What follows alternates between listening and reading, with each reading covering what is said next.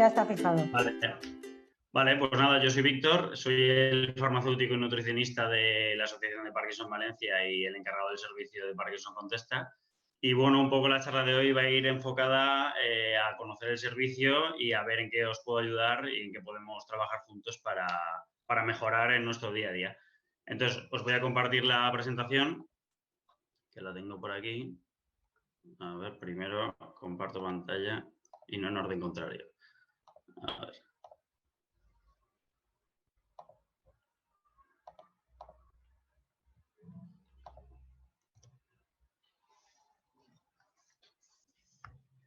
Vale. Ahora yo solo veo en pantalla, ¿no? En principio. Sí, ellos están viendo tu pantalla y te escuchamos a ti y ellos tienen el audio, el micro silenciado. Vale. Pues nada, bueno, esto ya se comentó un poco, es la agenda que había prevista para la tarde con el terapeuta. Hoy es la segunda sesión y yo estoy justo en el centro y seguimos. Vale, los objetivos de la sesión pretenden, en primer lugar, que podamos aprender juntos. Yo de vuestra experiencia como pacientes y vosotros de mi experiencia y de mis conocimientos, pues como terapeuta. Lo ideal sería que tuvierais ya una serie de dudas planteadas que podáis ir haciendo, bueno, sobre todo al final de la charla. Y si no, mientras tanto, pues irán surgiendo nuevas dudas que seguro que al final también podemos resolver. El segundo objetivo principal, que también es importante, es que dar a conocer este servicio, que es novedoso no solo en Parkinson Valencia, sino también a nivel nacional. Es una cosa nueva y, por tanto, claro, al principio cuesta un poco asociar el servicio con la asociación como tal, porque es la primera vez que se ha planteado. Entonces, bueno, nada, pretende darle visibilidad y, en definitiva, no solo darle visibilidad, sino también conseguir el equipo de sanitarios profesionales de la salud más multidisciplinar posible, para integrar así un sistema de salud lo más completo posible y al alcance de cualquiera, o sea, al toque de un teléfono. El tercer objetivo es pasarlo pipa piripa, como diría mi madre, y vamos a intentarlo.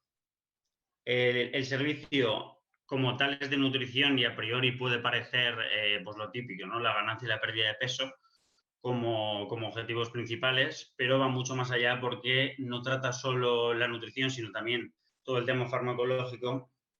Y además también se pretende conseguir un tercer objetivo que cada día está más de moda, y es el utilizar la nutrición como una herramienta para conseguir un objetivo mayor, no solo de ganancia y de pérdida de peso, sino pues a nivel de competición o a muchos otros niveles. En este caso, el objetivo de todos es poder lidiar con la enfermedad y hacerlo de la mejor manera posible, ayudándonos de todos los recursos que podamos, entre ellos la nutrición.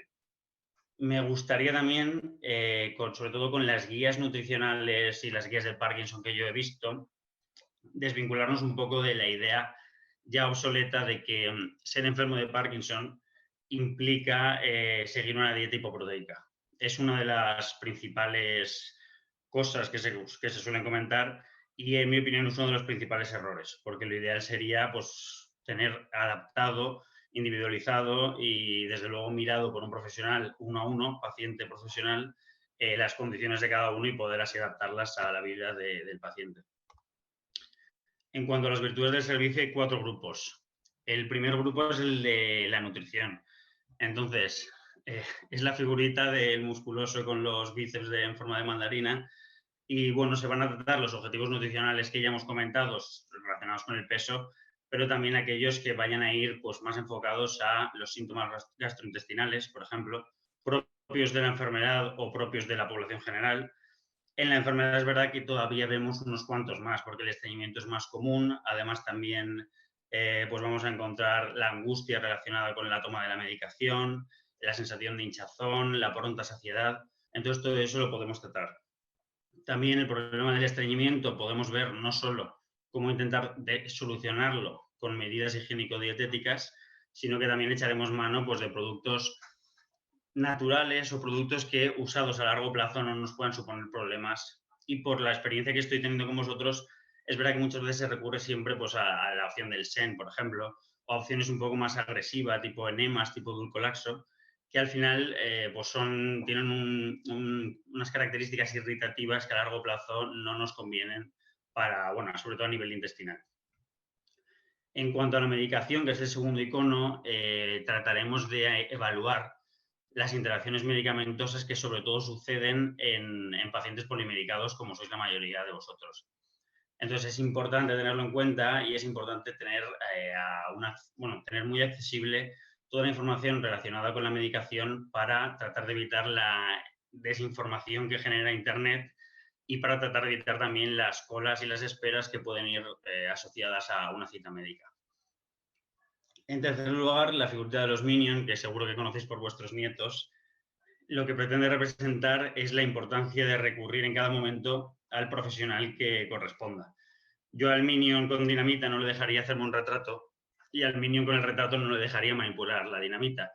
Entonces es una forma de entender que el nutricionista es experto en nutrición y por eso es el encargado, debería serlo, de la nutrición, y lo mismo con el farmacéutico y la medicación. La cuarta virtud y la última es, tal y como se ve en la imagen, conseguir una red de profesionales que permitan generar ese tejido de multidisciplinar de gente que esté dedicada a optimizar vuestras características de salud y a optimizar en general vuestra salud diaria. En cuanto a la importancia de la nutrición en este servicio, la nutrición es importante no solo en el servicio y no solo en vuestro caso, sino a nivel de población general. Es uno de los tantos factores modificables que vamos a encontrar en nuestro día a día y como factor modificable significa que es completamente decisión nuestra decidir cómo comemos y, por tanto, decidir si, en cierto modo, hay más probabilidad de que obtengamos salud o de que obtengamos, por contrario, patología. Entonces, la prevención es una de las herramientas que yo creo que cada día debería cobrar más importancia en términos de salud. Deberíamos invertir más dinero en ella y, en general, la nutrición es uno de los casos concretos. Ya centrándonos en la enfermedad de Parkinson, vamos a encontrar relacionado con la nutrición la posibilidad de desarrollar sarcopenia, que es típica en el envejecimiento con el paso de los años, pero todavía es más frecuente en la enfermedad de Parkinson. Entonces veremos cómo lidiarla con ayuda de los ejercicios, que eso ya sería parte de los fisioterapeutas, pero también con la alimentación e incluso con la suplementación. No hay que suplementarse a toda costa, pero sí es una buena herramienta para, en determinados casos, conseguir unos objetivos concretos, pero siempre sabiendo qué suplemento elijo, con qué intención, con qué indicación, etc. El estreñimiento nos puede influenciar mucho y, además de ser muy prevalente en la mayoría de pacientes, hay una influencia en nuestro bienestar y en la eficacia de la medicación que ya consumimos. Entonces es importante tratarlo, sobre todo en aquellos casos donde los síntomas del Parkinson están descontrolados o donde en general el malestar que provoca en el día a día es muy desagradable. Podríamos ver cómo lo mejoramos con medidas higiénico-dietéticas, si el remedio que venís usando hasta ahora es el más adecuado o si podemos encontrar otros remedios mejores en ese sentido. Por último, la incertidumbre infinita, que es las interacciones del Sinemet con la alimentación y con otros medicamentos. Es importante ver en qué caso se puede recurrir a una dieta más alta en proteínas, en qué caso efectivamente vamos a hacer caso a las guías de práctica clínica y a las guías de Parkinson, donde se da por hecho de forma casi rotunda que la dieta debe ser hipoproteica. Y entonces, considerando las características del paciente, los síntomas, la posología de su medicación, etcétera, pues ya decidir cuánta proteína se consume, si influye la edad, el sexo, la altura en la cantidad de proteína a consumir, el sedentarismo, la actividad física que realiza el paciente, si es mejor tomar la medicación con el estómago lleno o vacío, etcétera. En cuanto al tema farmacológico, la ventaja que le veo y el factor diferencial que encuentro no es solo que el paciente se ahorra la cola, el trajín de llamar al médico que te den cita para dentro de 2 semanas, etcétera, sino que además va a permitir resolver dudas de forma casi inmediata sobre la medicación actual o la medicación futura, porque muchas veces venís diciendo que os han pautado para el futuro, os han dado la opción de elegir si os tomáis X medicamento. Pues es una forma de tomar decisiones pero de forma informada, no a lo loco, no considerando demasiado en el criterio del neurólogo o del médico. Es como una segunda opinión que os puede ayudar a decidir. Luego se evalúan las interacciones existentes y esto lo suelo hacer siempre, aunque el paciente solo esté interesado en nutrición, siempre se suele hacer un pequeño análisis de la medicación que consume para ver qué interacciones se pueden encontrar y qué problemas puede acarrear, y luego ya con la supervisión absoluta del médico, entonces ya se decide si se sigue por ahí o no. Se evalúan las reacciones adversas que el paciente puede haber notado, pero puede no haber relacionado con la medicación, pero que en realidad sí que existen esas reacciones adversas. Y a modo de curiosidad se puede evaluar o se puede intentar explicar el mecanismo de acción de un fármaco. Ya te digo, esto no es demasiado importante, pero sí he tenido pacientes que se han tomado las consultas y las charlas como una especie de tutoría donde él aprende sobre sí mismo, sobre su patología, sobre su medicación, y entonces a partir de ahí se puede indagar en todo lo que se quiera. Y por último, la fitoterapia y la suplementación. Lo dicho, con mucho cuidado porque parece que lo natural no tiene nada malo y se puede abusar de ello, pero bueno, a la vez con criterio y con un poco de cuidado se pueden encontrar suplementos muy interesantes para tratar la enfermedad. El método de trabajo que se sigue, sobre todo en el tema nutricional, es bastante sencillo porque lo que se busca es que el paciente tenga una buena adherencia al tratamiento, que en definitiva es que el paciente pueda seguir esas pautas o esa dieta, entre comillas, durante el mayor tiempo posible y de la forma más sencilla posible. No buscamos una pérdida de peso de 10 kilos en 2 semanas, pero sí buscamos una especie de educación nutricional que nos vaya llevando a conseguir el objetivo a largo plazo y a mantener ese objetivo, que es lo importante. Entonces, en la primera sesión se recurre a lo típico, que es el paso de la anamnesis, encontrar, o explicarse, hacer hallazgos sobre el motivo de consulta o sobre otros nuevos, y se entrega un diario de ingestas donde el paciente tiene que ir anotando a lo largo de toda la semana lo que consume, de forma que yo puedo ver sus hábitos y él a la vez puede encontrar qué cosas está haciendo bien o qué cosas no está haciendo tan bien, y además puede ser consciente de ello porque lo tiene que anotar. En la segunda sesión ya se dan pautas más personalizadas como la que podéis estar viendo a la derecha, que nadie se quede con la copla porque es de una dieta de casi 3.000 calorías y si la seguís seguro que engordáis. Pero bueno, es un ejemplo tipo para que vierais el sistema. Eso se acompaña de, al recoger vuestros datos antropométricos, que son altura, peso, edad, etcétera, actividad física, se llega a una conclusión sobre cuántas calorías y cuántas proteínas se deben consumir, y a partir de ahí ya se dan una serie de consejos para seguir la dieta, generales e individualizados, y documentación complementaria pues para casos más concretos de estreñimiento, casos de colesterol, casos de tiroides, por ejemplo. La tercera sesión, que para mí es digamos que podría ser la última o podría ser podría haber más, pero lo ideal son las 3 sesiones estas, donde se hace un control del peso, se dan actualización de los menús y de nuevas recetas, y en general se ve cómo está siendo el seguimiento, si se han encontrado problemas o si no. Y bueno, en definitiva el servicio se resume en eso. A partir de ahí, todas las dudas que os puedan surgir las podemos resolver porque sé que hay muchísimas, o por lo menos en consulta se ven muchísimas. Y nada, me ha encantado que me hayáis prestado atención. Ha sido, yo creo, breve pero conciso. Y nada, nos ponemos con las preguntas si queréis. Muy bien, Víctor, muchas gracias.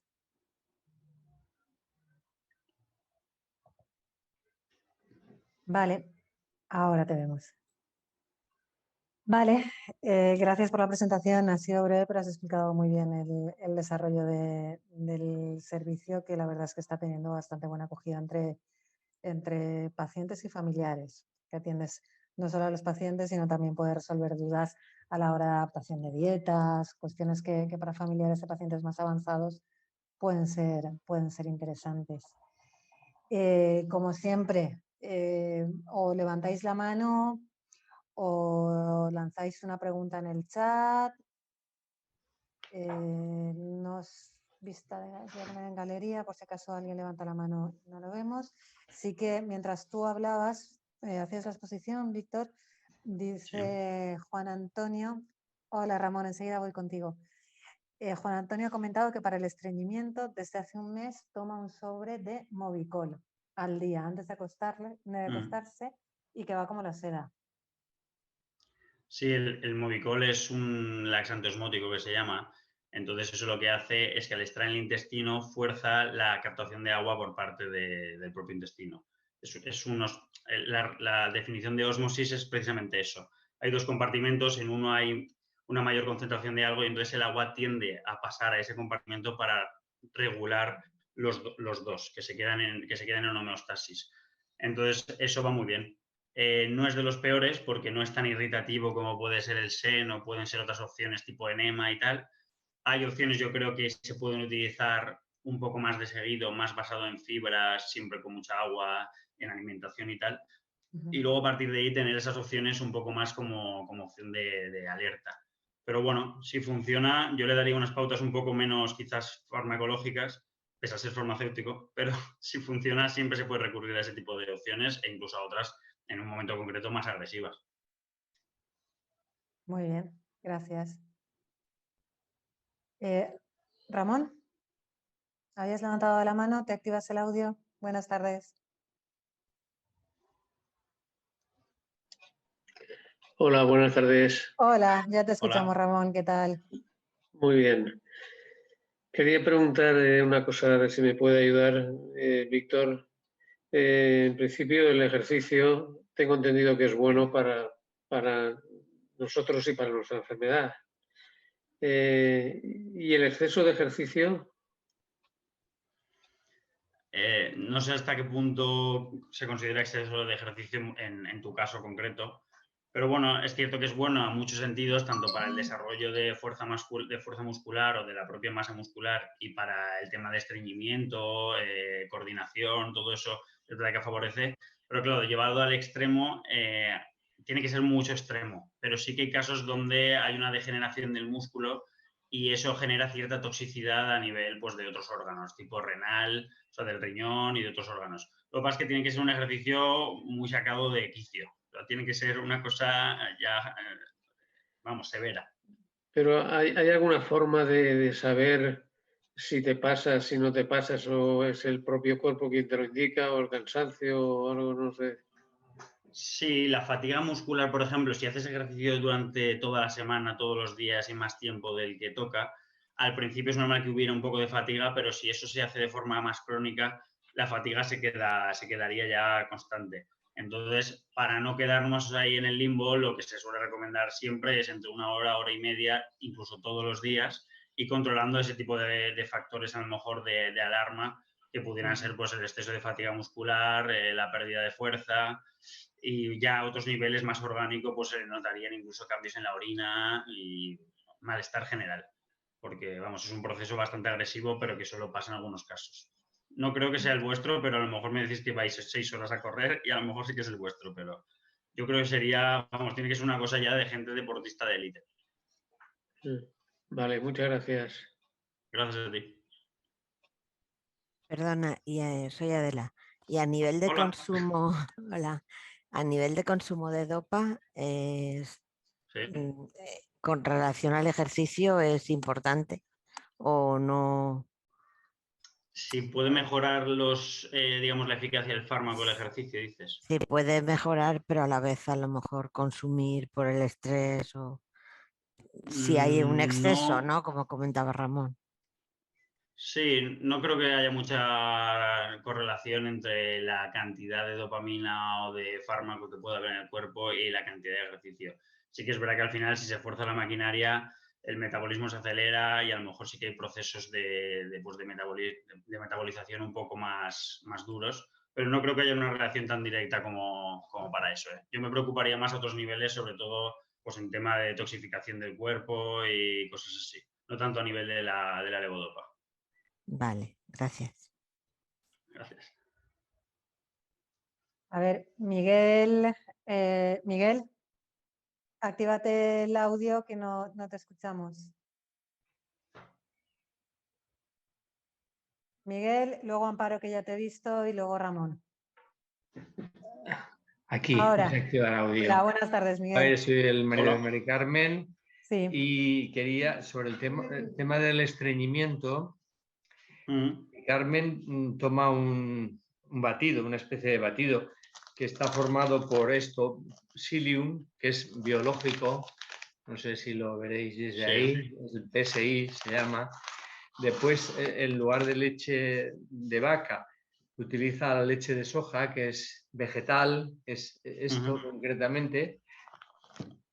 Y le va bastante bien en cuanto a que bueno, lo complementa también con una Ensure, que es un complejo vitamínico de 40 vitaminas, lo menos, que hay. Entonces, un par de cucharadas de cada y se le añade agua. Y funciona bastante bien, tanto para, digamos, evitar los... ¿cómo se llama? El estreñimiento, no me salía la palabra. Vale. El estreñimiento. Y para el estreñimiento nos recomendó el médico una cosa que se llama Melilax, sí. que es bastante natural porque está formado por miel y polisacáridos de aloe y de malva. Entonces, lo que pasa es que, claro, el problema de Mari Carmen es que tiene muy poquita fuerza. Y si tardan muchos días en hacer las deposiciones, entonces el bolo es muy duro y resulta complicado. Entonces, cada 2 o 3 días, si no ha hecho, pues utilizamos esto y lo que te comentaba anteriormente. Esto, vale. El psyllium es una fibra, como sabes, no sé si lo conoces. Sí, me imagino por la pinta que tiene, no lo veo mucho, pero debe ser una fibra de estas solubles, ¿no? No sé si te suena el término. Es una fibra y además este concretamente es 100% ecológico. Tiene un 90 y mucho por cien de fibras. Aquí el valor energético, no sé si lo verás. Aquí. Complicado, veo un la poco parte el de rollo de atrás. las letras. Pero bueno, te lo puedo leer si quieres. Bueno, la fibra es en 85 gramos por cada 100 gramos. Por cada 100 gramos hay 185 de fibra. Y luego lo demás tiene muy poquita proteína, 5,3, hidratos de carbono 0,6 y grasas 1 gramo, de las cuales saturadas solamente hay 0,2 gramos. Entonces, ya digo, esto, un par de cucharadas, se hace una masa así rápidamente a los 3 minutos o 4. Se queda como espeso, me imagino, ¿no? Sí, tipo chicle, sí. Hay que tomarlo en el momento en que está en su punto óptimo, ¿no? Sí, porque si no, me imagino que luego estará intomable. Por la pinta que tiene, debe ser el tipo de mejunje que se genera cuando metes la avena en un líquido o en la leche, que se queda como una especie bueno, como una especie de espesante. Sí. Y la gracia de eso, por lo que se consigue, es por el tipo de fibra. Si no me equivoco, porque ese producto concreto no lo conocía, pero por las características, casi lo digo seguro, debe llevar fibra soluble, que hay 2 tipos de fibra, la insoluble y la soluble. La insoluble es la típica fibra del apio, que se le notan las fibras, o la típica fibra de las hortalizas. Esta dice que es fibra alimentaria. Y casi sí, todo no es fibra. Y además es ya te he dicho, como antes te he comentado, es de 100% ecológico. Es del granero. Que no se trata de propaganda, simplemente si hay alguna compañera o compañero que puede estar interesado, pues nada, que lo sepa. Podemos beneficiar. Sí, bueno, por apuntar eso, y ya le hacemos la publicidad entera, sí que diría eso, que tiene seguramente una parte de fibra soluble que siempre acompañado con el máximo de agua que se pueda. Y luego el tema de los enemas no es una mala opción, porque sí que es verdad que son muy naturales. A mí esa vía yo la dejaría para ya la última opción, porque siempre quieras que no es directo el contacto con la mucosa anal y siempre hay un poquito de irritación. Entonces yo lo dejaría como última opción, pero si lo que tú dices, si se le forma un bolo tan duro como para necesitarlo, pues es mejor el remedio que la enfermedad, ¿no? Como se suele decir. En este caso es mejor el remedio que la enfermedad, o sea que lo podéis utilizar sin problema, vaya. Ya, vale. Pero me refiero que si hay alguna otra cosa mejor, sí que te agradecería que nos lo dijeras. Sí, a ver, esto es como todo. Si es a que ella le va funcionando... Del Monicol, por ejemplo, a Mari Carmen no le va, porque ya te digo que tiene muy poquita fuerza y no, si no se le ayuda un poquito no hay manera de... Claro, todo depende mucho del paciente. Hay gente que los laxantes osmóticos, como el Movicol que comentábamos, le funcionan muy bien. Hay gente que ya tiene que recurrir a otros un poco más, pues más agresivos, el Dulcolaxo, que ya tiene una acción más concreta.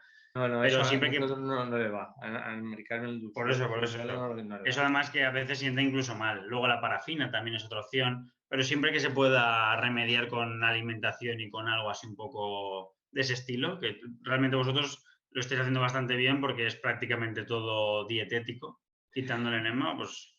Y otra cosa que quería preguntarte es, desde el punto de vista de alimentación, Mari Carmen también se atraganta con relativa facilidad. Hay muchas cosas que no puede tomar, por ejemplo, los garbanzos, pues el envoltorio que tiene el garbanzo propiamente dicho, eso se le atraganta y entonces le da sensación de que se ahoga, ¿no?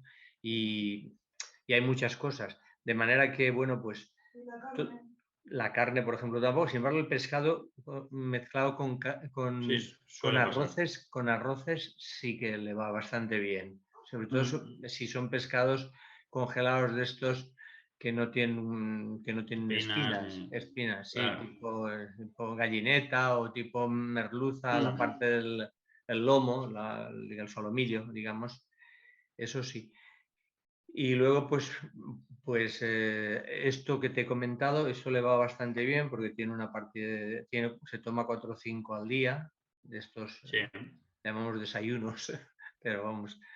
Miguel, me vas a permitir que te interrumpa porque es que se me están acumulando las preguntas. Y la pregunta concreta que quería hacerle es, para el caso de Mari Carmen que tiene dificultades y tal, ¿cuáles serían los alimentos idóneos? Esa es la pregunta. Perdona, te voy a contestar yo en lugar de Víctor, porque sale de su...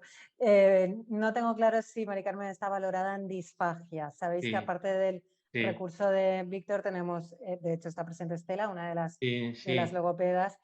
Yo creo que ahí lo que tendríamos que ver es el expediente de Mari Carmen y hacer una intervención conjunta, logopedia y nutrición y farmacia. Entonces sería algo a estudiar sobre el caso de tu mujer. Porque en función de la determinación de logopedia es como Víctor os puede pautar una dieta adecuada.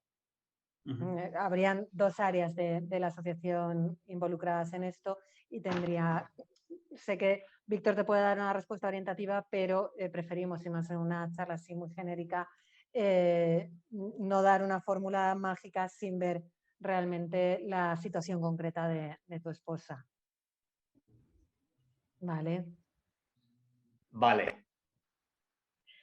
Disculpa que no, es que hay 6 o 7 personas todavía pendientes. Disculpa que te interrumpa y bueno, te insto a que por correo electrónico nos mandes todas las dudas que tengas.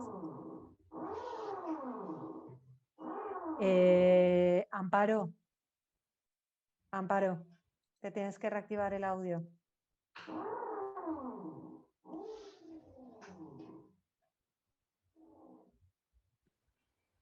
Hola. Ya lo tienes, Amparo. Fenomenal. Buenas tardes. Hola. Mucho gusto conocerte, porque a raíz del COVID no te conocía. Oye, yo también soy de las cebollas comidas, pero no tomo nada. Solo acelgas, me hago acelgas por la noche y eso es lo que me ayuda. Y también te quería preguntar, ¿la levodopa es bueno que se tome cerca de los, ¿cómo se llama?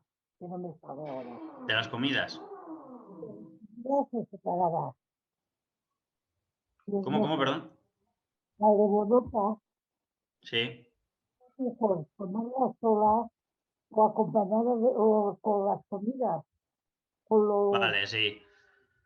Esta es una de las dudas más frecuentes que muchos tenéis y nunca se os resuelve del todo y que por otro lado mucha gente ignora y hace vida normal como si nada hasta que realmente empieza a necesitar un aumento de la dosis o una redistribución de las ingestas y las dosis. Entonces, lo ideal y lo que se dice según la teoría, que luego es súper adaptable cada uno, pero lo ideal es tomarlo o media hora antes de la comida o 2 horas después. Como siempre, el contenido de la comida también va a tener mucha influencia. Si tú, por ejemplo, tu comida se basa de unas acelgas, la influencia que pudiera tener eso sobre la levodopa no sería tan alta.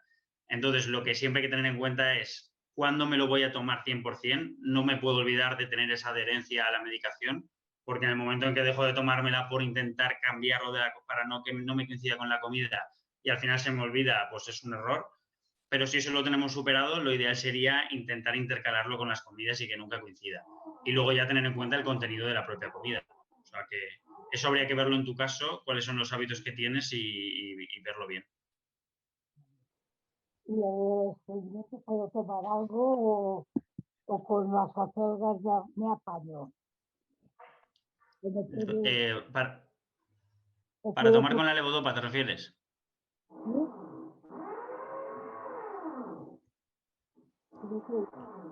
Amparo, te oímos muy lejos. Yo es que tengo un taladro por un lado y además la escucho muy flojito. Sí, se te oye muy flojito. Creo entender que para el estreñimiento nos has dicho que tomas acelgas por las noches, que es lo que te va bien, y le preguntas a Víctor si hay algún otro alimento que puede ir en la misma línea de las acelgas. Eso para farmacia, de farmacia que se pueda tomar. ¿Algún producto de farmacia para el tema del estreñimiento, Víctor? Sí, así a nivel general, de tema dietético, todo lo que sea fibra, que implica frutas y hortalizas, también legumbres y tal, todo lo que sea fibroso, siempre acompañado de mucha agua, es una buena opción. Y luego ya están los típicos remedios un poco más elaborados, pero que también cuentan con las propias cosas naturales. Pues las semillas remojadas, eso, hay una lista grande. Y luego a nivel de farmacia, hay opciones para que se llaman, no sé si pone flash o algo así, que son las opciones más para un momento concreto de necesidad. Y luego están las opciones de toma rutinaria de todos los días una. Si no me equivoco, de la marca Forte Pharma y de Vilardell. Vilardell es la marca de los supositorios de glicerina de toda la vida. Hay un compuesto que no me sé el nombre, pero que os puedo dejar escrito, que serviría y está formado también, pues es como una especie de concentrado de fibras y probióticos y tal. Y luego de Forte Pharma hay otro que creo que se llama Forte Lax o algo así, pero que tendría que asegurarme que también sirve. Y luego están las opciones más inmediatas y ya te digo las opciones más de rutina. Todo esto sin hacer la transgresión que supone pues ya una molécula de farmacológica. Muchas gracias. Gracias, Amparo. De nada. Por el chat nos dice Adela que ha sustituido la leche de vaca por leche de avena y parece que va mejor respecto al tema del estreñimiento. Sí. Bueno, no sé si estreñimiento por el tema de los síntomas de primera hora de la mañana, porque creo que con ella sí que lo hablé concretamente. Entonces sí que creo recordar que tenía ciertos problemillas, sin meterme mucho en su caso aquí, pero tenía ciertos problemillas a primera hora y decía que a lo mejor la primera toma no era de las más eficaces de la mañana. Entonces lo que hicimos fue una restricción proteica a primera hora, considerando que luego además por la noche ella no hacía toma de la medicación. Entonces, claro, lo que hicimos fue redistribuirlo y la primera hora, que para muchas personas es la que determina el bienestar el resto del día, la dejamos completamente exenta de proteínas. Entonces, aunque la leche de soja también puede que tenga un pequeño porcentaje, desde luego tiene menos que la de vaca y probablemente haya notado algún beneficio en ese sentido. Avena, dice que la ha cambiado por es que le ha cambiado por avena. Exacto. En vez de soja. Avena. Avena, porque vale. parece que es más... Claro, no, pues bien, lo que hablamos. Probablemente, sobre todo a nivel de síntomas, no sé cómo lo estás notando, si mejor o peor, pero probablemente si la primera es la que más problemas te daba, pues haya sido una buena opción. Estoy en ello. Estás en ello, estamos en periodo de pruebas todavía. Sí. Muy bien. Ramón había levantado la mano y luego Estela. Ramón, ¿te reactivas el audio, por favor? Mercedes la levanta por ahí, que yo no sé si tú la ves, pero también la está levantando. Sí, hay lista. Hay vale. solicitudes. Hola, buenas tardes. Hola, Hola. Hay un comentario bastante habitual entre los compañeros en cuanto a que si es bueno o malo el exceso o el quedarse corto de medicación. Esa es una pregunta y luego hay otra, una segunda, pero vamos, contéstame si puede ser. ¿Quedarte corto a qué te refieres? A ir siempre tomando la mínima posible, pautada, ¿no? Sí, por ejemplo, el neurólogo te receta una medicación y a lo mejor hay personas o hay compañeros que les resulta o les da la sensación o tal que se quedan cortos de medicación o que tienen exceso de medicación. Entonces, la pregunta es que si es bueno o es malo quedarse corto o tener demasiada medicación. Sí, en cualquier caso, el no encontrar el equilibrio perfecto yo creo que es un problema. Entonces, sí que es cierto que ya de forma voluntaria muchos pacientes os suben la medicación y no acabáis de subirla del todo por miedo a que luego en un futuro yo ya me habré acostumbrado a esto y necesitaré más y no tendré opciones. Exacto. Pero por otra parte, hay quien hace lo contrario. No me acabo de encontrar bien y sin consultarle a nadie me subo ya la medicación y entonces voy como un tiro. Yo creo que lo ideal es el equilibrio perfecto para que convivan el bienestar que nos da la medicación bien tomada y, por otro lado, el equilibrio es a largo plazo, donde siempre tenemos la opción de futuro de ir subiendo la medicación. Cuando los síntomas empiezan a descontrolarse un poco, yo siempre tiro mano de las modificaciones dietéticas que hemos comentado. Intento ajustar las proteínas, intento llevar a raya el estreñimiento, porque muchas veces el estreñimiento lo que hace es ralentizar mucho todo lo que es el paso del bolo por todo el tracto digestivo. Entonces, cuando eso es muy lento, muchas veces la medicación se queda acumulada en ese bolo y no acaba de absorberse con la velocidad que se busca.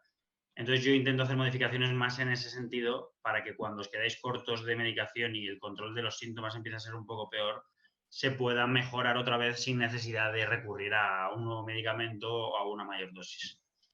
Y la segunda pregunta, bueno, no sé si has terminado. Sí, ya termino. La segunda pregunta es que ¿cómo se puede saber o qué síntomas tienes en cuanto tengas exceso de medicación o te quedes corto de medicación? El exceso de medicación depende de cuál sea, o no se percibe o se percibe, pues, porque normalmente es una palabra un poco coloquial, pero estás más espitoso de la cuenta. Entonces, con alguna medicación concreta sí que se ve que hay como una especie de compulsividad, una especie de euforia que no está demasiado justificada. Cuando eso sucede, lo más probable es que tengas un exceso de medicación. Y luego, cuando hay poca, pues simplemente hay un descontrol de los síntomas que habitualmente sí que se tienen bajo control. Lo ideal, con las salvedades que al final tiene la práctica clínica, es que podáis hacer la vida todo lo normal que, vamos, dentro de la normalidad más absoluta, pues intentar ajustaros al máximo a eso. Si hay demasiada sintomatología es cuando hay que plantearse nuevas opciones, ya sea por cuestión de temblores o por cuestión de a primera hora de la mañana, rigidez e inmovilidad, problemas en el habla. Cualquiera de estas cosas pueden ser indicativos de que hay algo que falla en la medicación. Vale, muchas gracias.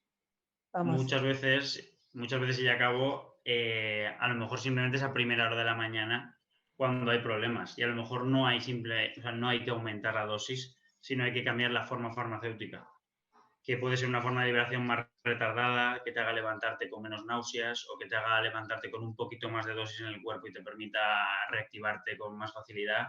Entonces, también esa puede ser una solución sin tener que hacer cambios muy drásticos. Vale, gracias. Vamos, Víctor, que como resumen, la pauta de medicación la pone el neurólogo en función de lo que le transmitimos. Sí. Ellos tienen la capacidad de modificar a través de la alimentación y este tipo de consultas, como Ramón bien sabe, hay que trasladarlas a neurólogos sobre todo, que luego desde farmacia se le puede dar un apoyo, pero nosotros siempre os vamos a recomendar que sigáis la pauta de medicación que ha dado el neurólogo y si hay algo que no responde, como bien dice Víctor, a vuestra calidad de vida, sea con él, con quien lo consultéis, al margen de la posibilidad que se abre Víctor, que me parece estupenda, de tener cambios en la alimentación que puedan permitir una mejor absorción. Muy bien. Estaba Estela, Nila y Elia y Mercedes en este orden. Estela, ¿te activas? Muy bien. Hola, sí, hola, buenas tardes. Hola, te quería hacer una cuestión sobre las pastillas. Cuando hay una disfagia y no me puedo tomar como toca esta medicación, yo tengo entendido que no todas las pastillas se pueden o se deben triturar, disolver o cambiar la forma de tomártelas. Entonces, me gustaría saber qué características tienen estas pastillas por las que no se pueden triturar o disolver. Claro, normalmente en los casos que esto sucede es porque, como le acabo de comentar antes, hay una forma de liberación prolongada, modificada, retardada, como se quiera llamar, hay diferentes formas. o incluso comprimidos gastroresistentes. Lo que pretenden es que la liberación del fármaco no sea inmediata una vez se disuelve en el estómago, sino que pueda ser un poco sostenida en el tiempo para conseguir un control de los síntomas o de la patología durante pues, las horas que sean, 8 horas, 24 horas, etc. Entonces, un poco la característica diferencial aparece en ese tipo de literatura. Cuando en la propia caja pone modificación, liberación prolongada, modificada, cosas así, o comprimido gastroresistente, es cuando hay que hacer especial caso al tema de triturarlo y tal, pero hay que llevar cuidado por eso. Por ejemplo, el omeprazol, conocido por todos, se toma una vez al día y suele ser gastroresistente. Entonces, la gracia es que dura 24 horas, por ejemplo, es un caso que todos conocemos. Y claro, si se abre o se modifica la cápsula o tal, el efecto que se consigue no es realmente el deseado. Vale, o sea que en las pastillas en las que tienen un efecto más largo en el tiempo es mejor no modificarlas y tomarlas tal como lo ponen, porque si no disminuiría la acción que hace en el cuerpo, ¿no? Claro, o sea, piensa que el diseño de la pastilla ha sido precisamente ese con el objetivo de que su acción se prolongue durante X horas. Entonces, si nosotros el diseño va y lo rompemos, pues conseguimos todo lo contrario al objetivo. Eso. Vale, pues era eso. Muchas gracias. Gracias a ti, hasta ahora. Perdonar que es que hay una pregunta en el chat desde hace un rato que no me había dado cuenta. Constanza nos pregunta, Víctor, ¿para los dolores musculares fuertes sirve la pregabalina? Sí, la pregabalina realmente como molécula no está hecha para los dolores como tal. O sea, el grupo al que pertenece como medicamentos a otro, pero se utiliza mucho sin fomentar la automedicación, pero si está pautado, se utiliza mucho para los dolores que no tienen así un origen muy concreto o que en otras opciones terapéuticas no han funcionado. Entonces, para ese tipo de dolores puede funcionar, pero siempre, claro, con la supervisión de la que siempre se está hablando del médico, del neurólogo, de quien sea. Pero es buena opción. Fenomenal. Gracias, Víctor. Nila, ¿te activas el audio, por favor?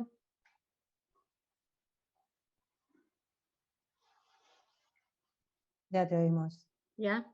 Sí. Bueno, yo quería... Buenas tardes. Hola. Yo tomo Similac, ¿vale? Y tomo 3 al día. Pero a principio de año lo estuve pasando un poco mal y el médico por teléfono me dijo que me tomara una más. Y en marzo, cuando fui presencialmente al médico, pues le dije que me parecía, porque se me atrancaba el pie y daba muchos traspiés. Se me atrancaba el pie en el suelo, se me pega el pie al suelo. Y entonces me dijo que me dejara una pastilla, que siguiera tomando 3 como anteriormente.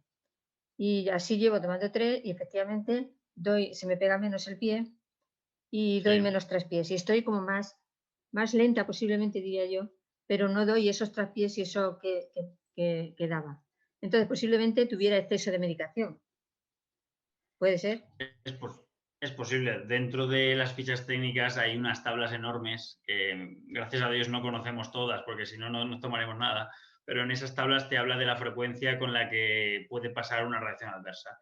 Entonces, esa concretamente yo no la había escuchado nunca, pero es verdad que hay muchas que inexplicablemente suceden aunque no tengan nada que ver ni con la enfermedad, ni con el mecanismo de acción, ni con nada. O sea, yo no noto demasiada diferencia de haber tomado una pastilla más o menos, o sea, estoy más o menos igual, salvo que esos traspiés y ese que se me pegaba, se me pega menos, estoy mejor. Y otra cosa que quería preguntar, ¿es mejor tomar 3 pastillas en un intervalo de horas o más tomas en menos horas? ¿Me explico? En vez de 3, 6 tomas al día. Sí, yo te he entendido. Eso, cada neurólogo tiene su estrategia personal y luego cada paciente tiene pues, la percepción suya, depende mucho también de cómo le vaya sentando a él. Entonces, normalmente lo que se suele hacer es que cuando una de las dos estrategias no funciona, se recurre a la otra. Lo que mejor funciona, pero que por otro lado pierde adherencia al tratamiento, suele ser dividir en más tomas. El problema de eso es que si yo a ti te digo que te tomes 6 pastillas al día, probablemente alguna, a no ser que sea muy estricta, se te pueda olvidar. Entonces, en esos momentos se suele recurrir a agruparlas todas y conseguir que en 3 o 4 tomas se tenga la medicación controlada. También luego depende de los síntomas, a lo mejor con una pastilla, imagínate, o con media pastilla o con menos dosis, no consigues tener un buen control de síntomas. Entonces ahí se agrupan. Por eso te digo que es una cosa que depende mucho del caso. Vale. Una pequeña cosa. ¿Se puede tomar Sinemet y Estalevo juntos? El Estalevo, ¿me sabes decir lo que lleva? Es la levodopa con benseracida, ¿no? Creo. Lleva lo mismo que el Estalevo lleva levodopa, carbidopa y anticapona. Y el Simenés la dopa y cardilopa. ¿Eso te lo han pautado en alguna ocasión? ¿Perdona? ¿Te lo han pautado en alguna ocasión? No, es mi pregunta, que si se puede tomar juntos. Pues la entacapona como tal, a ver, son todo, tanto la benseracida como la entacapona como la carbidopa son inhibidores de la enzima que se encarga de la degradación de la levodopa. Es un poco complejo en el cuerpo a nivel periférico. Entonces, lo que siempre yo prefiero conseguir, porque esas enzimas que se encargan de degradar cosas funcionan por saturación. Entonces, cuando tú uno de estos inhibidores, que es un poco complicado, cuando la carbidopa, por ejemplo, consigue saturar esa enzima, lo que se consigue es que el fármaco llegue mucho mejor a su objetivo. Ese fármaco lleva 2 inhibidores de esa enzima y el Sinemet, por otro lado, lleva otro. Entonces, no sé si sería más inteligente conseguir saturar solo con carbidopa, por ejemplo, o sea, tomarte solo el Sinemet, o intentar saturarlo por esas 3 vías distintas. Habría que verlo con más detenimiento y yo no te puedo responder con total certeza, pero vamos, funciona así. A mí me suele gustar más asegurar, por ejemplo, con levodopa, aseguras la dosis mínima a la cual se satura la enzima. Y una vez ya lo tienes asegurado, a partir de ahí ya puedes jugar. Pero a lo mejor tomarte 3 que no acaben de saturar del todo no es la estrategia más inteligente. Vale, gracias.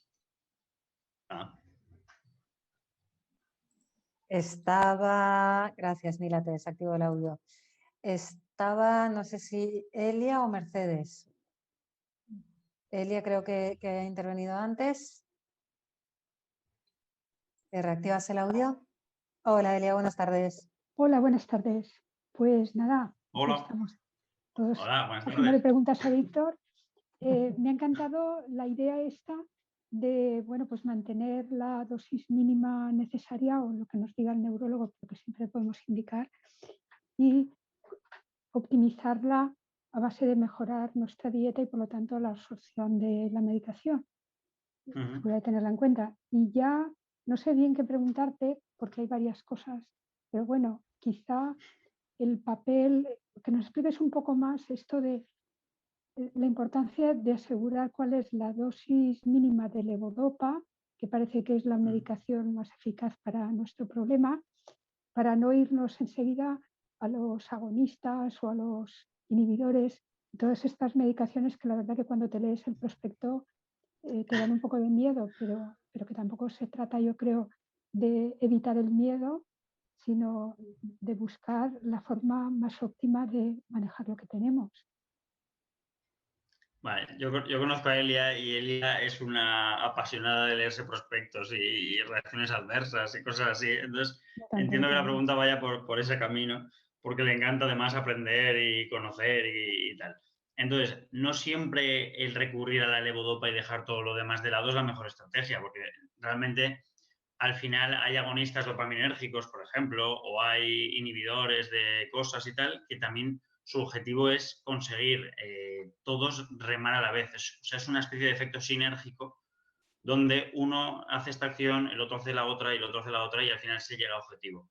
Entonces, no siempre el recurrir a la levodopa, que a priori es el fármaco estrella, y lo es en realidad, es la mejor opción. Yo creo que lo mejor ahí es saber qué fármacos combinar para conseguir el efecto y luego en qué circunstancias se encuentra también el paciente. Porque no es lo mismo al inicio que al final, que al medio, que cuando ya se han gastado todas las opciones terapéuticas. Entonces es cuestión de verlo. Y la titulación de dosis que se llama, que es hasta qué punto tomo levodopa para no pasarme, eso es que es una cosa tan concreta que depende de la sintomatología, de la clínica, de la opinión del neurólogo, o sea, hay un montón de factores que pueden influir en eso. Creo que vosotros deberíais tener un papel relativamente proactivo en esas decisiones, siempre respetando lo que os digan, pero sí que podéis intervenir de forma que podáis ayudar al neurólogo a tomar la decisión más correcta. Claro. Quizá, Víctor, preguntarte también esto que has comentado de que crees que sería mejor tomarlo en dosis, o sea, más veces, ¿no? La misma cantidad que nos recomiende el neurólogo o que recomiende nuestra sintomatología, pero mejor en más dosis. Me ha llamado la atención porque yo precisamente me inventé, digamos, una dosis más de lo que me había pedido el neurólogo. Sí. Luego cuando se le comenté me dijo que no pasaba nada, que me lo tomara así sin problema, pero es porque, no sé si le pasa al resto de la gente, pero a mí me ocurre que me controlo muy bien con la levodopa, bueno, con la medicación que tomo, pero cuando pasan a lo mejor 3 horas ya empiezo, ahora por ejemplo ya estoy necesitando como un poco más de levodopa. Y entonces a mí me indicaron al principio que lo tomara en 3 tomas, lo estoy tomando en 4, pero no sé, igual sería bueno tomarlo en más tomas, porque en mi caso no me importaría demasiado. ¿Estás tomando 4 tomas, pero de la misma dosis que tomabas antes en 3 o has aumentado la dosis también? A ver, la he aumentado ligeramente, pero no tanto como me dijo el neurólogo, que me dijo que me tomara 3 pastillas al día y no llego, porque ahora me tomo media y un poquito, que no llega a la mitad de la mitad. No sé si me explico. Sí, vale, bueno. gracias. A ver, ahí lo ideal es lo que te digo, hacer caso de lo que diga el neurólogo. Nunca, yo qué sé, la automedicación y tal es un poco controvertida y un poco peligrosa, pero siempre, una vez estás delante de él, estás cara a cara, le dices, oye, me pasa esto, cuando llega al final del día me pasa aquello, cuando hace mucho que no me tomo una dosis, me pasa esto otro. Y entonces así intentar titularla entre los dos, aunque lógicamente la decisión acabe siendo suya, pero bueno. Y ya te digo, de todas formas, lo de dividirlo en más o menos tomas depende de si el control de síntomas es bueno, de si a lo mejor la adherencia es mala. Entonces, no es tan rotundo como es mejor en muchas tomas. Habría que verlo. A lo mejor yo te digo que te tomes una pastilla dividida en 6 veces, o sea, 6 pastillas de menos dosis y resulta que con eso se te queda corto y el cuerpo no te responde como debiera. Entonces, habría que agruparlas y ver si con más dosis cada más tiempo se controla mejor. Pero ¿hay algún estudio que indique que el tomarla en más dosis puede ser mejor para el cerebro, pues por ejemplo a largo plazo, que el tomarla en picos? Normalmente lo que se consigue al tomarlo en dosis divididas, eso pasa con los bolos intravenosos y tal, también sucede. Hay una especie de curva estadística y luego hay un nivel a partir del cual se consigue la eficacia. Entonces, al darlo en muchas tomas seguidas, lo que vas consiguiendo es que prácticamente siempre se encuentre en punto de eficacia. De la otra forma, consigues una concentración muy alta que en el momento en que se está gastando a lo mejor todavía te queda un tiempo hasta la siguiente dosis. Y entonces hay una parte de descubierto donde la eficacia no está dentro del límite de eficacia. Y al tomarte la siguiente dosis vuelves a subir mucho y vuelves a bajar mucho. De la otra forma son como subidas y bajadas, pero que siempre van en la misma línea de la eficacia. Entonces va un poco por ahí la respuesta. ¿Y hay algún estudio que demuestre que el mantenerlo con curvas más suaves pueda ser mejor para la evolución a largo plazo? A largo plazo no, lo que es mejor es para lo que es el control de síntomas actual. Bueno, pero por lo que te digo, porque también, no hay periodos donde hay un déficit de dosis. Porque como siempre Claro. son dosis muy sucesivas, no hay periodos donde haya... Si me permitís que se interrumpa, Elia, te emplazo un poco también como he comentado con Miguel. Ya sé que tú eres usuaria del servicio de Víctor, con tu planteamiento personal estaría muy bien que junto con tu neurólogo y el apoyo de Víctor puedas seguir ajustando esa dosis óptima. Os invito a todos a que, o bien por correo electrónico, utilizando la consulta con Víctor, le trasladéis vuestra situación personal para poder estudiar el caso, porque sí que, bueno, hay una serie de preguntas más, pero vamos a intentar que Víctor haga un reflejo más general que estudios muy concretos que nos es difícil contestar en una tertulia de este tipo, ¿vale? Nada, Elia, conoces a Víctor y le puedes trasladar. Estupendo. Venga, vale, muchas gracias. Gracias a ti. Elia es guerrera.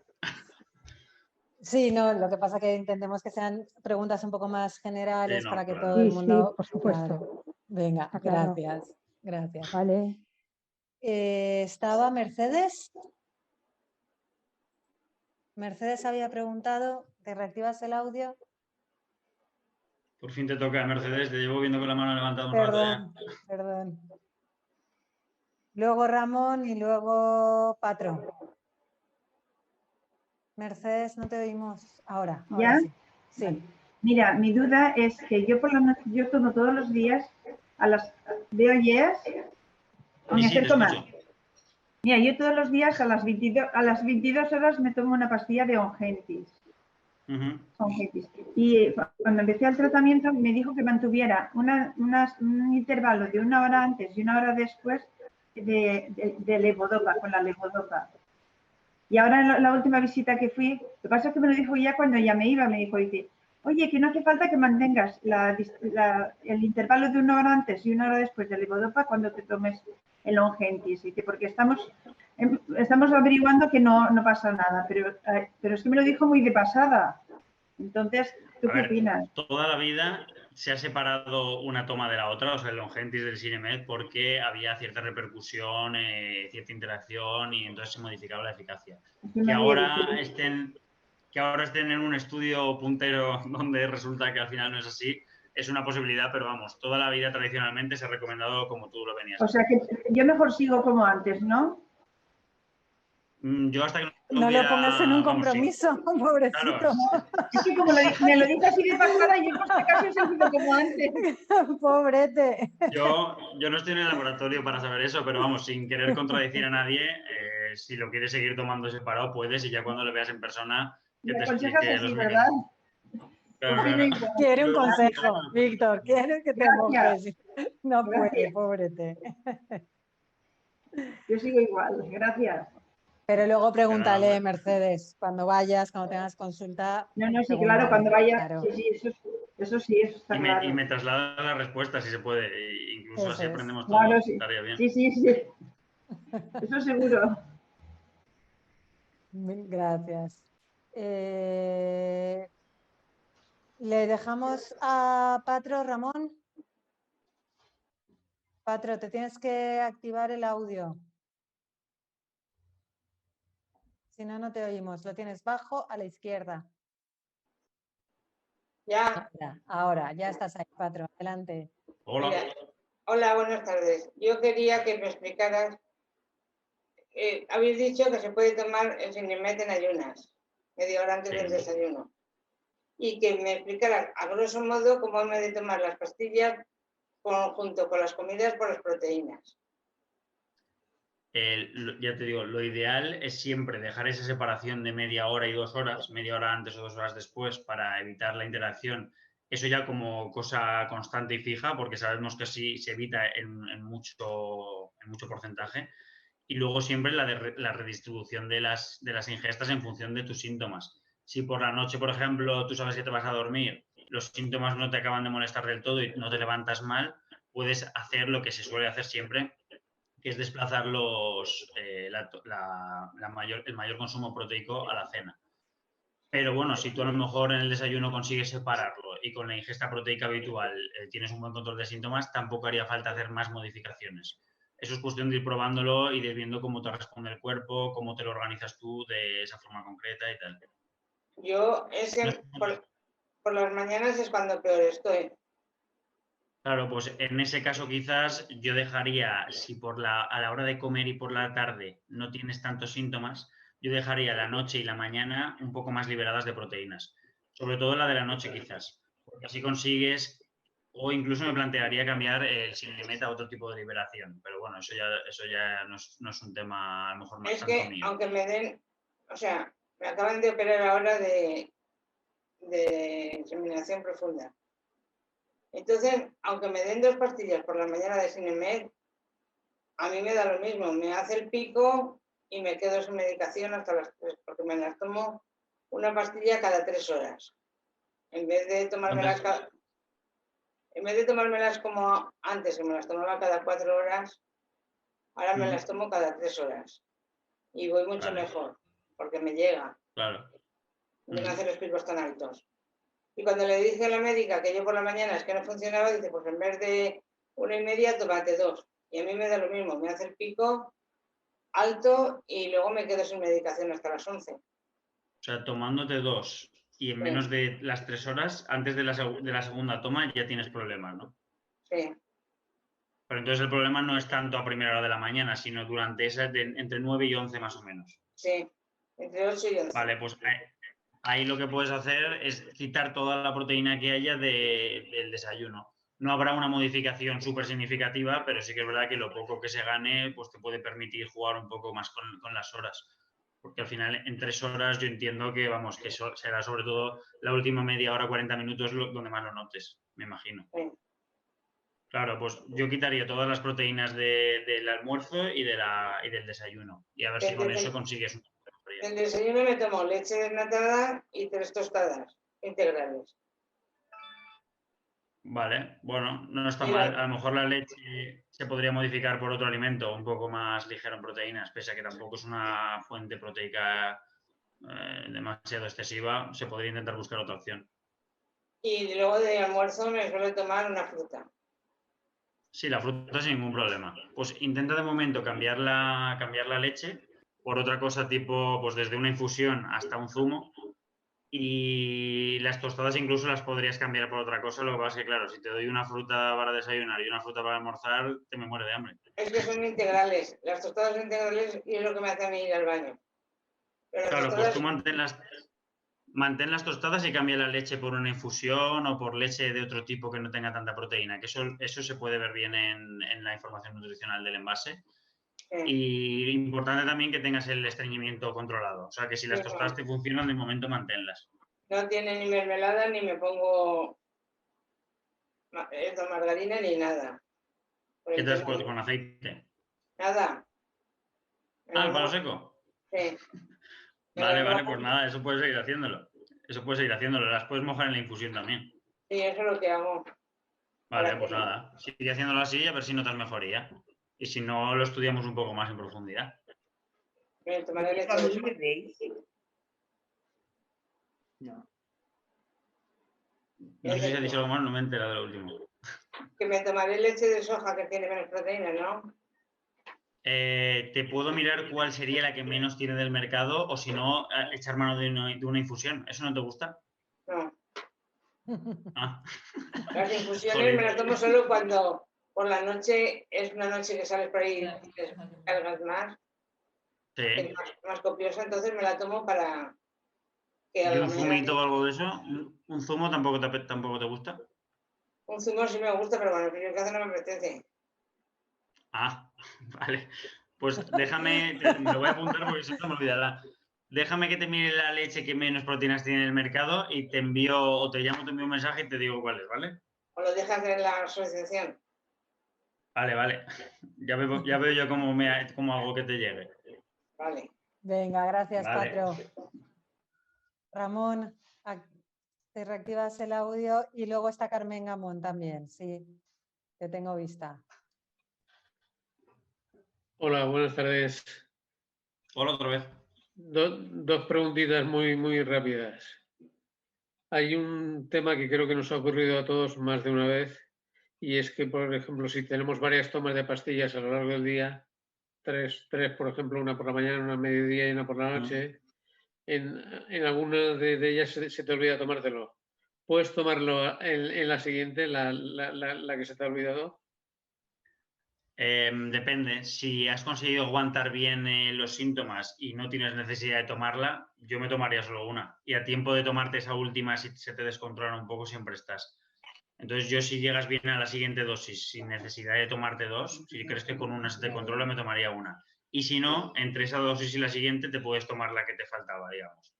Vale. Que sería como hacer lo mismo pero dividido en más tomas. O sea, al final la medicación en cuanto a la cantidad... La respuesta es que si no lo necesitas, no la tomes, ¿no? Si no lo necesitas, yo no veo ningún beneficio en tomarla. Pero si al final después te tomas la dosis que te toca y de entre medias hasta la siguiente dosis tuvieras necesidad, te puedes plantear tomártela. Porque al final la dosis al final del día va a ser la misma que la que tienes pautada. Vale. La segunda pregunta es, cuando tengo entendido que hay una serie de medicación que no es buena para los enfermos de Parkinson, cuando te resfrías, creo que la coldina no es buena, me parece. Alguien me lo ha dicho y tal. Entonces, ¿qué medicación es buena para cuando te resfrías y eso, que te tomas algo para ver si no vas al médico y tal? Sí, pues la verdad que me sé un montón de interacciones, pero concretamente con los antigripales comerciales no me lo habían, vamos, no lo había mirado nunca. En principio, todos los que tengan paracetamol, que la mayoría tienen, suelen tener paracetamol y algún antihistamínico.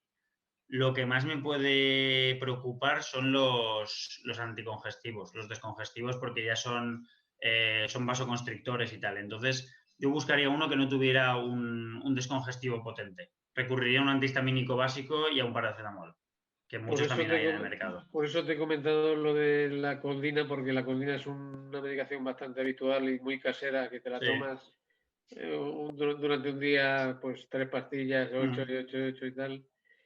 Y suele ser efectiva para el resfriado o la congestión y tal.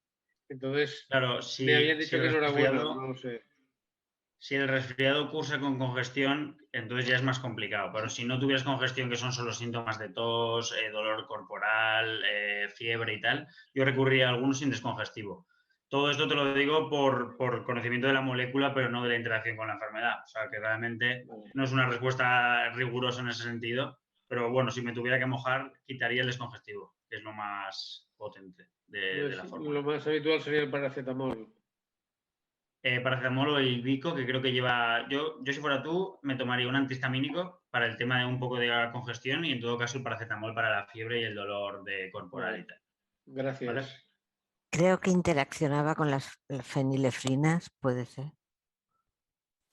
La medicación que me dijeron a mí que no utilizara... ¿La de la gripe, te refieres? Sí, lo que estaba comentando Ramón, me dijeron pues que los descongestionantes estos o descongestivos nasales y todo eso, que todos aquellos que llevaran fenilefrina que no estaban como contraindicados o algo así. Pues yo no sabía ese dato concreto, pero es probable que la molécula más preocupante de esos compuestos suele ser el descongestivo, porque ya hay una intervención sobre la constricción de las venas y tal, y vamos, es una cosa un poco más significativa. El paracetamol y el antihistamínico son más inocuos. Carmen. Sí, Carmen.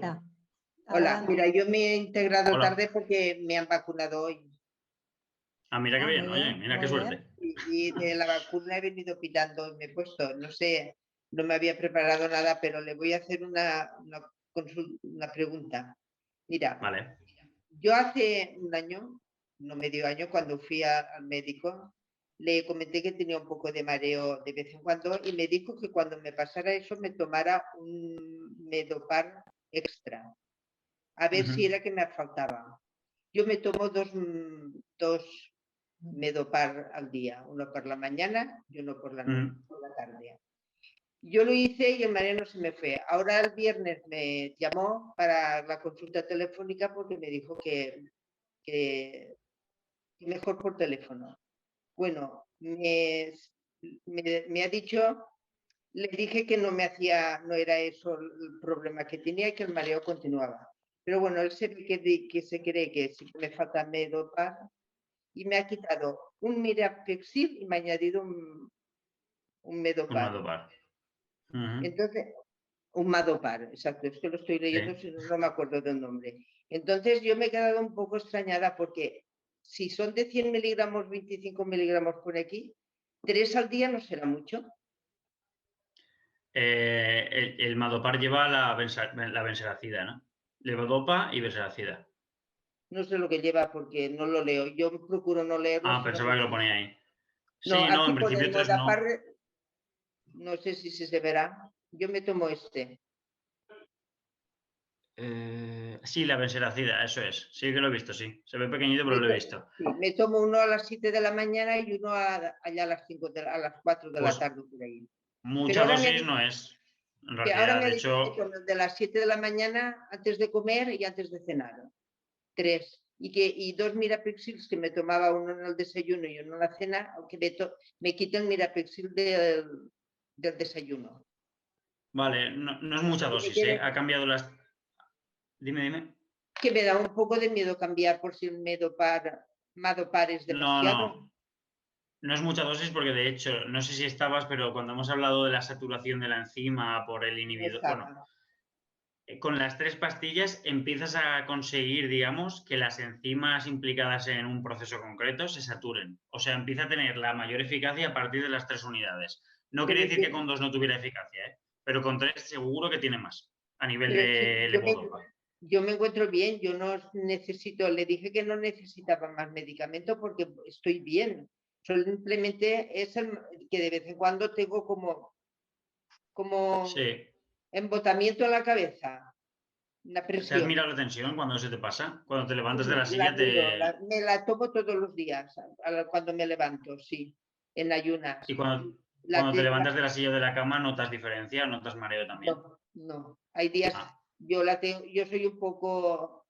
Me tomo mi Cardis para la tensión, porque la tenía la baja, la tenía siempre alta. Pero ahora la llevo bastante bien, la llevo controlada. Vale, pues hombre, mira a ver si así te funciona y se te van los mareos. Si no se te fueran, yo hablaría con él porque a mí me gusta más la otra estrategia de antes. A no ser que se te resuelva el mareo, que entonces ya hemos ganado algo. Y él dice que como me preguntó si tenía pesadillas, y yo tengo pesadillas por la noche, dice mi marido, yo no me entero. Pero mi marido dice que gritó. Menos mal que no te enteras, qué suerte. Por ahora no me entero, gracias a Dios. Y me ha hecho unas pastillas para dormir, que es el Rivotril. El Rivotril, sí. Es de las más utilizadas. Casi todo el mundo que tiene problemas de sueño y sobre todo con pesadillas toma el Rivotril. A mí no es de las que más me gustan, pero yo qué sé, tampoco me quiero meter ahí. Porque... Lo de dormir creo que no me lo voy a tomar porque es que yo no noto las pesadillas. Y yo qué sé, me da miedo, tomo tanto medicamento. No puedo ser todo lo libre que querría, pero vamos, que a mí el Rivotril no es de las que más me gusta. Eso sí que funciona bien, ¿eh? Funciona bien a nivel de sueño y de pesadillas, la verdad es que funciona bien.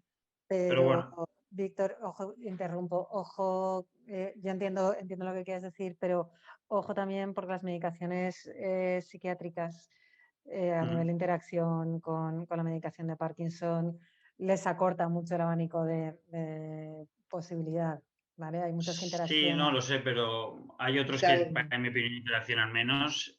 Lo que pasa es que, bueno, no sé si el Rivotril es un gran clásico y lo recetan. Clásico, sí. Y funciona de lujo, pero siempre entra en juego el tema de que también le escapan un poco con el tema económico y entonces hay cierta medicación que tiene más problemas para dar y tal. Entonces, bueno, es súper eficaz, pero bueno, hay un balance eficacia-economía, que no es ni malo ni bueno, pero es una realidad.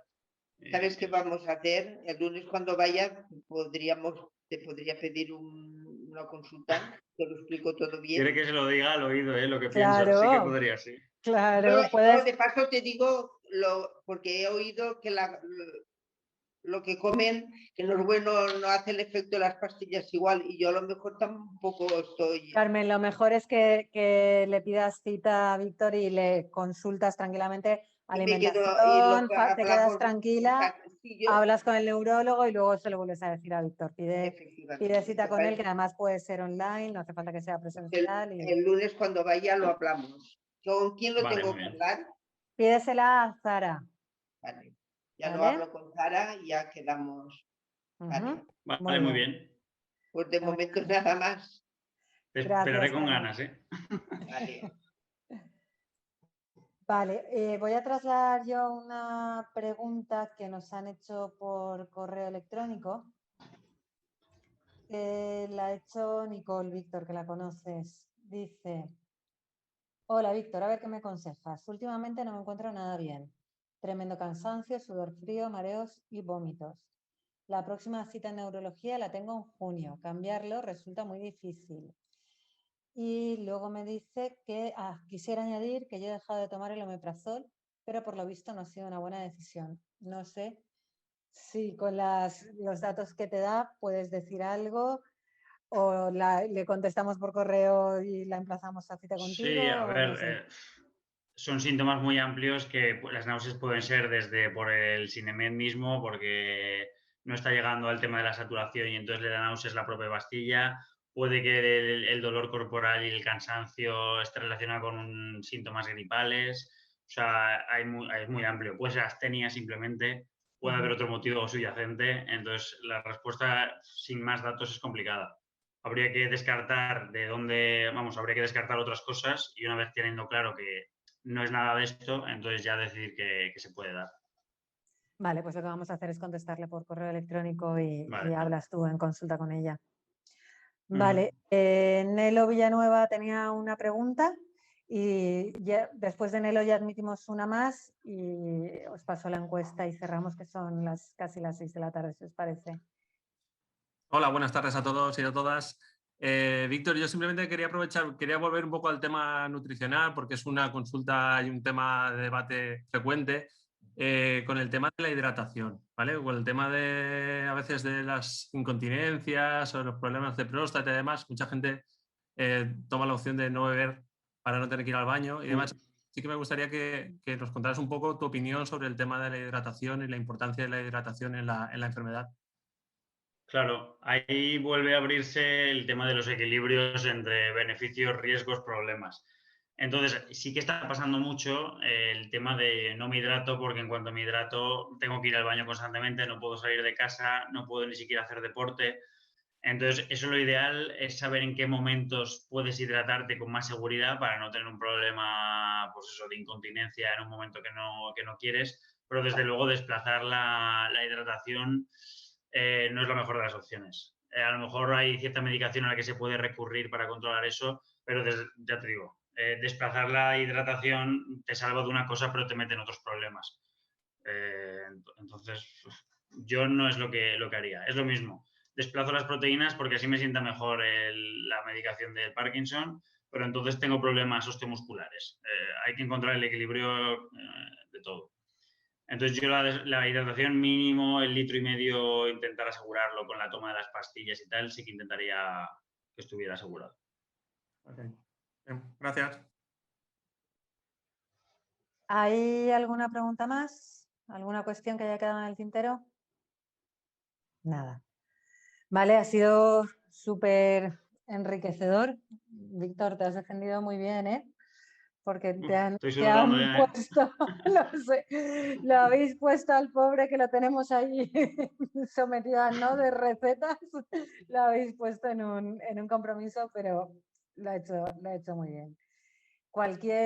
Insisto, Víctor, es un recurso que queremos explotar, que consideramos que es súper necesario dentro de la asociación, tanto como farmacéutico como nutricionista, y tendremos más charlas a lo largo del año con él, pero os insisto en que si necesitáis consultar vuestro caso a nivel personal y dais cita, porque no es necesario venir, lo hace por videoconferencia y tal, tengo una agenda bastante amplia para atenderos.